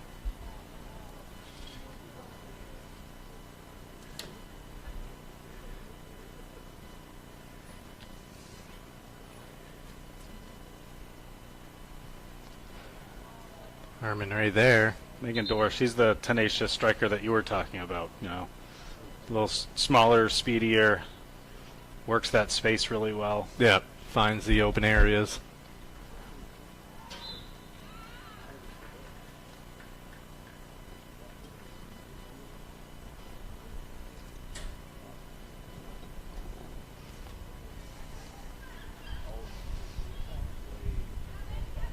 Hermon just relentless at that end of the pitch. A shot that time from Lindsay Reed is wide. You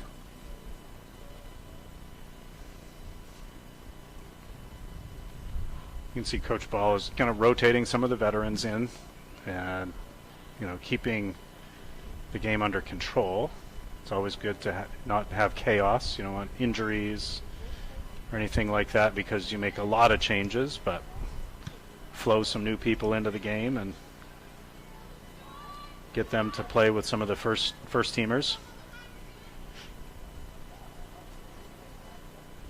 A Hermon throw coming up here. Down in front of us is Karen to send it back into play.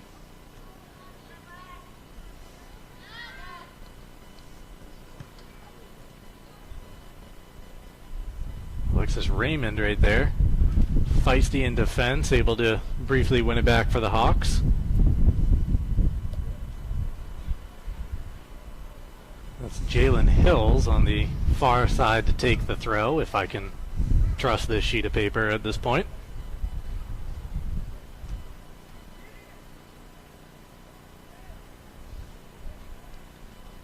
And right there, shouldering a Caribou defender off the ball, and then a nice step over before crossing it in was Megan Dorr.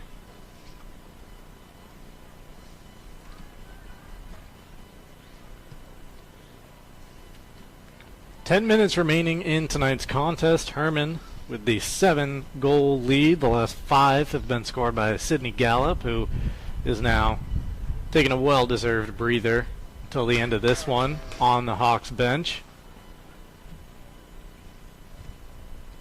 Cross in here by Hermon, but Amelia Godin is able to control it. And what do you say to a player like her, who you missed a bit of the first half, but she was under fire and she was holding her own there for most of the first half. The 7-0 scoreline certainly isn't indicative of the way she has played. Only a freshman. Right. How do you make sure that her confidence isn't waned after a game like this? You give her a big smile, you give her a pat on the back, and maybe you make a joke and you say, you know, welcome to the big leagues, and you get her right back out there again, and you know, tomorrow's another day. And Caribou's going to have a pretty good season. She's getting a lot of action, so she's getting stronger and better with each of these attempts that Hermon's throwing at her. Once again, the next match coming up for the Caribou Vikings. They will return to Caribou to host John Baptist on the 25th. John Baptist off to an 0-2-0 start to the season. They'll then travel to Old Town on the 29th to take on the Coyotes before they will meet Ellsworth. Ellsworth and Hermon, a showdown atop the Class B standings tomorrow night down in Ellsworth. Some wholesale changes coming up right now for the Caribou Vikings. Looks like 3 new players coming on to the pitch. The Hawks making a couple changes as well for the final 8 minutes of this one.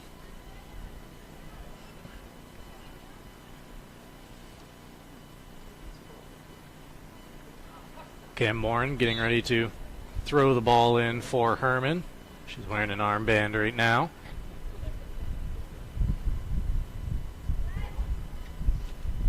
Alexis Raymond dispossessed by a couple of Vikings. Kicking it out of play right there for Caribou was that number 12? It's getting a little tough out there with the shadows to see these numbers. That was indeed number 12, Brianna Peter-Paul, a senior on this Viking squad. First time we have mentioned her name tonight. Sending it forward for Caribou, Gabrielle Sutherland. She's had a busy contest. Hermon brings it back into play via the throw.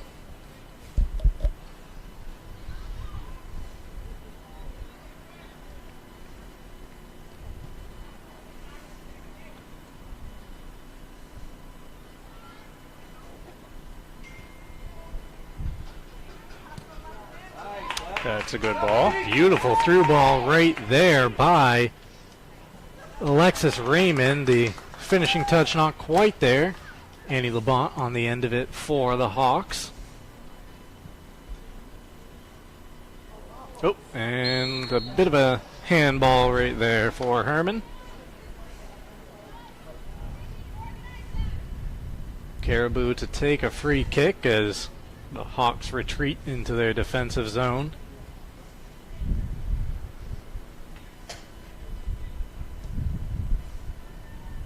Sending it in appeared to be Sophia DiRepo.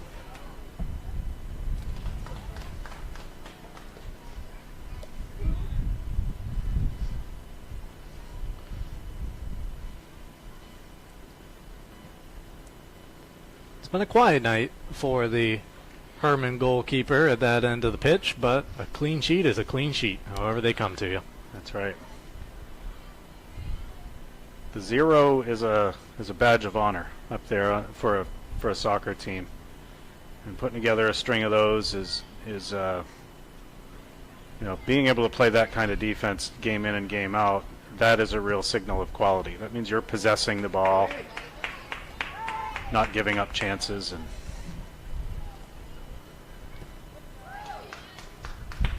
ball knocked out of play here. Did you ever do anything special for the team following a clean sheet? I know when I was playing football in high school, if we were able to keep a 0 up there on the scoreboard, it was donuts for us the following week. Donuts, yeah. Those are a little more rare, though, in football, so that might turn into a costly proposition, especially when it comes to a squad like Hermon keeping clean sheets. Yeah, that'd be a lot of donuts. Yeah. It's mostly calling out your effort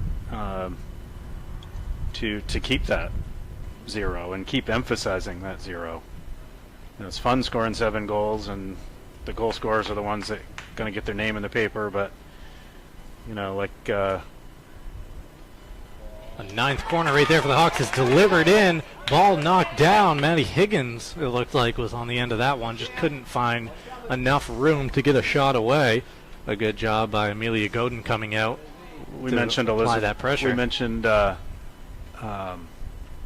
Elizabeth Wyman when she came out of the match. Just kind of quietly going about her business back there on the defensive end, and it's always important to point those players out and give them the props. Yeah, anything that Elizabeth didn't snuff out in that first half, Maddie was right there to put the flame out.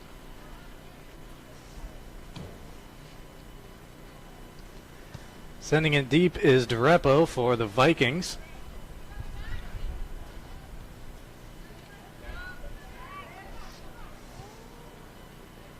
Nicely done right there by Caverhill to keep possession for Caribou.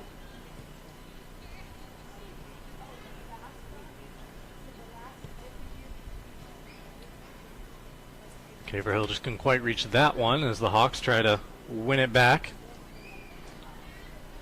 Racing over to grab the loose ball is Emily Clayton, a sophomore on this Viking squad. First time we have had the pleasure of calling her name tonight. Sent in deep by Jillian Ziegler.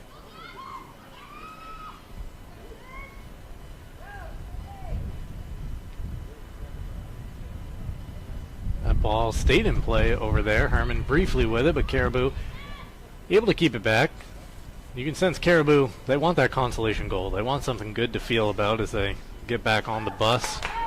But right now, sprinting onto the ball for Hermon, and a shot through just a tad too far. Was that Higgins? What a burst of With speed. the burst?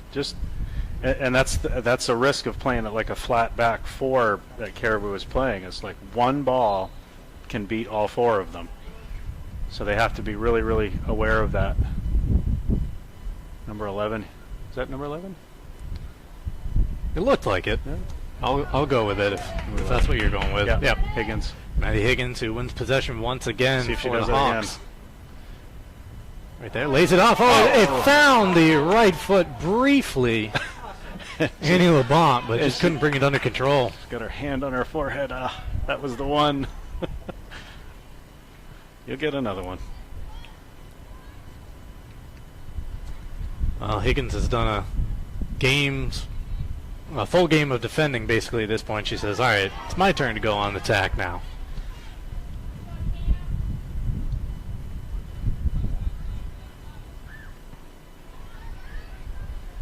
Played down in the midfield by Haverhill for Caribou.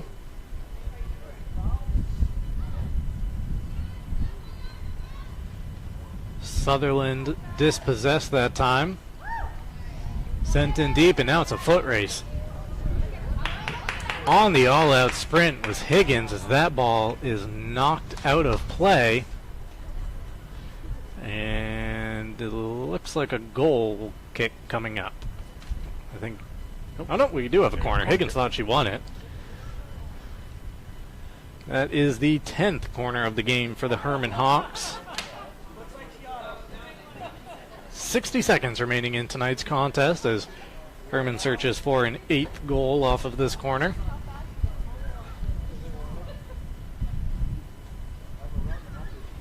Played in short. Caribou there to poke it away before Higgins can get on the receiving end. This time it's brought in and off the side netting out of play.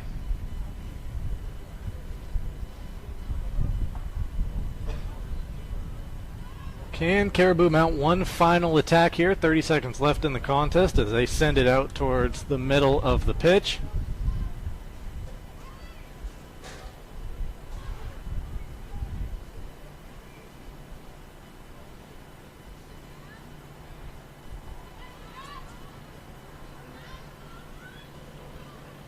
That ball will roll out a Hermon throw if we get it off. 5 seconds.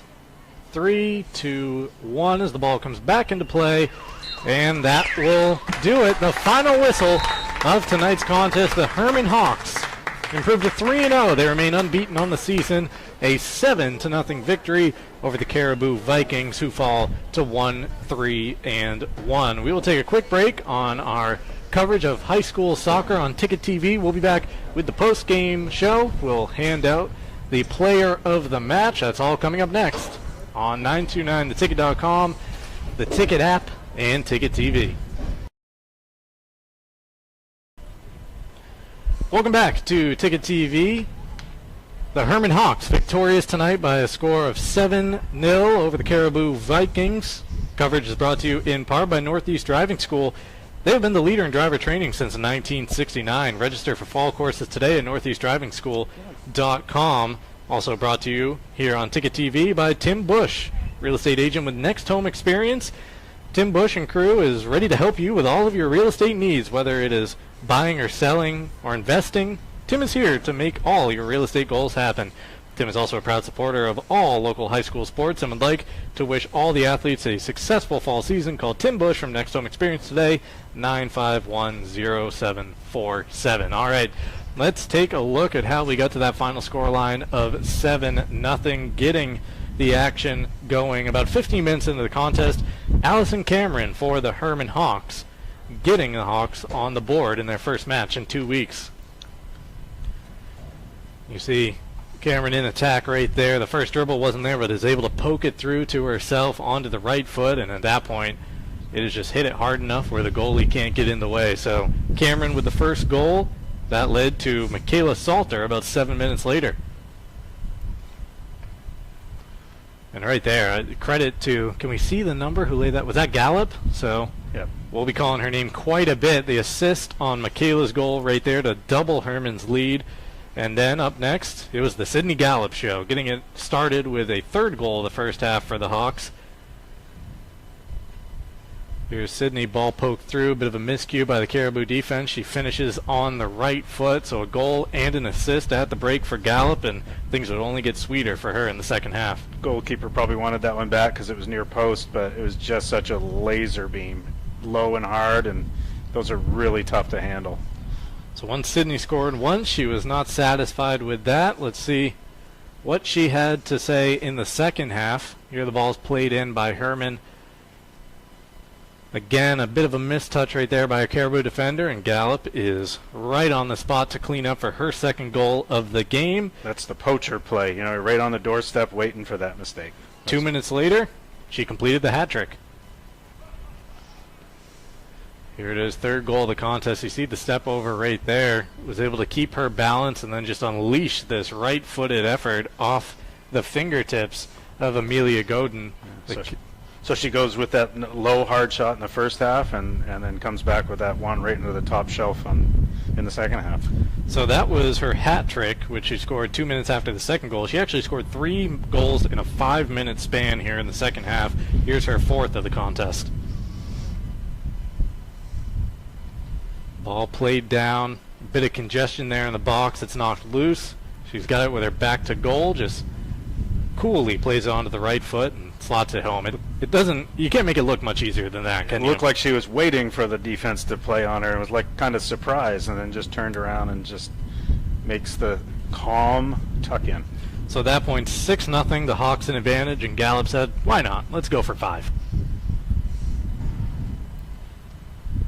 Right here, you talk about calm, cool, collected. Look at this goal. She just slows it down, sizes up the goalie, pokes it through with the right foot, and Sydney Gallup caps off a 5-goal game in this one, giving Hermon their 7th and final goal of the contest. Gallup, 5 goals and 1 assist, which came on Michaela Salter's second goal of the game for the Hawks. And Sydney Gallup is our player of the game. Pretty easy to award that one. Yeah, I think that as teams see that, you might say, "Wow, we got to shut her down." But how do you do that? If you commit extra players to guard that target striker, then players like Cameron and Reed and Megan Dorr gets into the action. There's a lot of other weapons up there offensively, and that 5-player midfield is such an efficient way to manage the game, manage the field position, ball possession.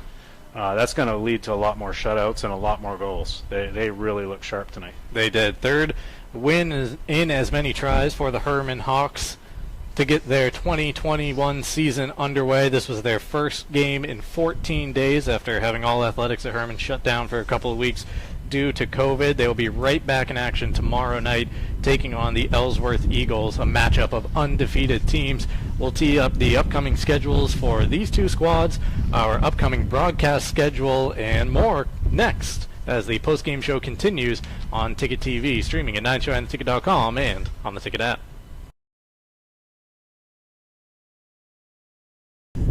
And welcome back to Pottle Field here on the campus of Hermon High School in Hermon, Maine. Mark Paulette alongside Adam Leach, wrapping up tonight's contest. A 7-0 victory for the Hermon Hawks in this one. An impressive showing. Sydney Gallup, we named her the player of the game in the last segment. 5 goals, 1 assist, and it's business as usual for the Hermon Hawks. This is now win number 115 in the regular season since 2011. Yeah, the machine just keeps on rolling, and they have a lot of weapons, and they are they are set up for whatever Ellsworth can throw at them, so that momentum should keep running. Yeah, and that's a big contest coming up tomorrow night atop the Class B North standings. Undefeated Hermon taking on undefeated Ellsworth. The Eagles 5-0-0. The Hawks now 3-0-0. Hermon coming into that contest 7 more goals tonight, so 20 goals scored through 3 games, none conceded. That's right. The none conceded is the big part, and I'm sure you'll see Hermon try to continue to keep possession of the ball, using those 5 midfielders efficiently to manage the game and keep it under their control, keep the tempo where they want it, and then just let those talented forwards really fire away. Yeah, and after the game tomorrow night against Ellsworth, it's a match against Foxcroft Academy at Foxcroft on September 27th. The Ponies off to a 1-2-0 start this year. That's a little bit of a calm before the storm for the Hermon Hawks, who need to catch up on some games here after being shut down for 2 weeks between October 2nd and the final match on October 19th. 7 games in that 17-day window. When you're feeling good, though, that's good. I mean, keep playing every day. It's like, what do we need to practice for? Let's just keep playing games. I'm sure they come up with that kind of energy in practice anyway. So, keep the positive energy moving. I think that's the name of the game right now. And as for the Caribou Vikings, who fall to 1-3-1 on the season, they enter tonight's action 7th in the Class B North standings. Up next for them, a date with John Bapst on September 25th. Bapst winless so far this season, 0-2-0. September 29th, you have Caribou at Old Town, and then on October 2nd, they get to take on the Eagles, who defeated them 5-0 back on September 16th, and then the Hermon Hawks travel north to Caribou on October 9th for the rematch of tonight's contest. Right, and I think the John Bapst game will be really important for Caribou to try to get themselves reset and to get some positive momentum going. There's not a whole lot you can really say about a game like this, other than to say it's a learning experience, and we're going to make some adjustments. We're going to try to shore up some of the things that got away from us today, and it's a long season, so they'll make good strides. There were good athletes out there for Caribou, and the more they work, they keep it positive, they'll come more into sync. And I would be surprised if Hermon had this easy a time the next time they play them up there. Yeah, no doubt about that. And again, a little bit of a hairy start getting on tonight's broadcast. Found out about 4 minutes or so before the kickoff that it was in fact a 5 p.m. Start to this one, but hey, got on air. I rambled for 35 minutes, and then you came to my assistance. So thank you, Adam, for your color duty in tonight's contest. Yeah, no, it's as always, it's a lot of fun. And as the storms appear to be picking up outside, I guess it's time for us to sign off the air. Well, for Adam Leach, I'm Mark Paulette saying so long for our high school coverage here on Ticket TV. We will be back on Friday. Coming up, we have 2 games in action. In Orono at Old Town soccer match, which we will be right back on the call of. That is underway at 6 o'clock. And then at 7 o'clock, Cape Elizabeth takes on the Hamden Broncos, also streaming at 929 The Ticket. Until then, make sure to check out 929theticket.com for all the latest local and regional action. Until Friday night, I'm Mark Paulette, Adam Leach. So long.